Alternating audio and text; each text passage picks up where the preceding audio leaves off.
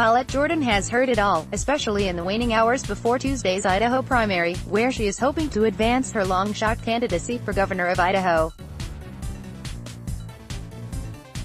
But as she can often do, given her height of nearly 6 feet, the Democrat and two-term Idaho state legislator lifts her gaze above the immediate ruckus. She instead looks through the long lens of her family's indigenous history that now drives her effort to become the first Native American governor in U.S. history. "I come from a powerful line of women. I'm proud of that heritage and legacy," said Jordan, in response to a "why bother?" question. "The opportunity for women is now. The president is divisive. Women know we can bring the country together. I'm working to defend my state, my people, even as this president is part of spreading hate and fear." Jordan makes the criticism against Trump fully aware of his 2016 victory in her state, which he won by 32 points. Idaho is more than 80% white and voted Republican so long that the Idaho statesman referred to all the Democratic candidates for governor starting in 1998 as the sacrificial lamb in the governor's general election race. Still, the newspaper's editorial board gave her lukewarm endorsement as a chance to excite Idahoans looking for new leadership. As both a Native American and a young woman, the 38-year-old believes she's the stark difference needed to crack that streak of losses racked up by those middle-aged, white male Democratic gubernatorial candidates. She's the antidote needed in the Trump era, she believes. With her youth and history-making run, her candidacy captures the most unmitigated example of a new kind of woman driven to run for higher office after Hillary Clinton's loss. Indian country today counts a total of 23 Native American candidates running for statewide offices and Congress.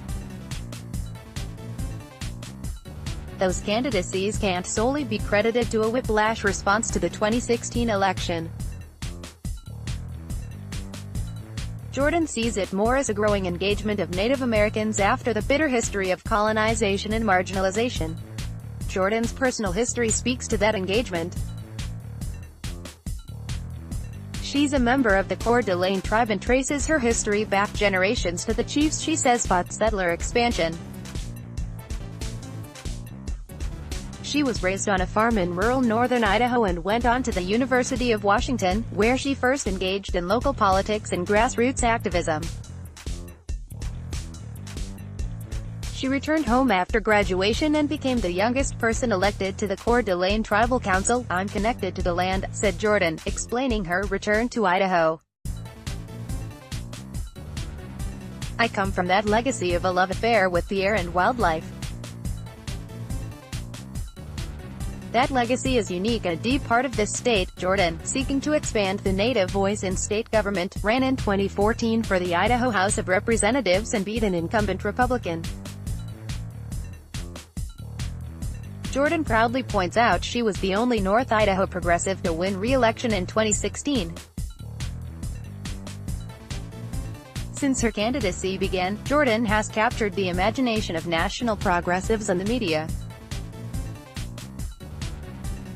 Last January, she spoke at the Women's March in Las Vegas, where entertainment icon Cher tweeted her all-caps admiration.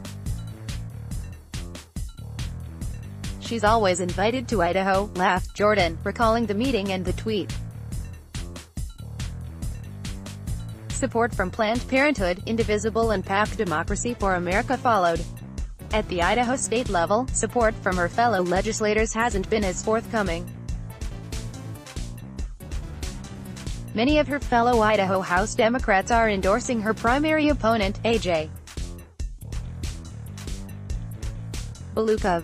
He ran for governor in 2014 and lost by double digits to the now outgoing Republican governor, despite spending millions of his own money in his campaign. At age 72, Balukov is a Boise school board member who moved to Idaho later in life. When asked about Jordan, Balukov told the Idaho Politics Weekly, "I think people should stay with me this time around. She may be what we need the next time." Jordan doesn't take kindly to that comment. He thinks because of his privilege he can buy into privilege. I've rolled up my sleeves my entire life to earn my role. For someone to say, "Step aside," that's something women have heard before, said Jordan, her voice even but punctuated with seriousness. "This is our time," as if doubling down in response to the "step aside" comment. Jordan chose another woman, Kristen Cullum, as her running mate. Cullum's campaign website describes a 12-year military career in the U.S. Army, followed by engineering jobs in the tech sector. The two-woman ticket, in and of itself, is history-making in the state. Asked what happens on Tuesday if she loses in the Democratic primary, Jordan replied, "We've already won. We've inspired and excited our community." Then she added, "I'll see you after Tuesday and we'll talk about the general."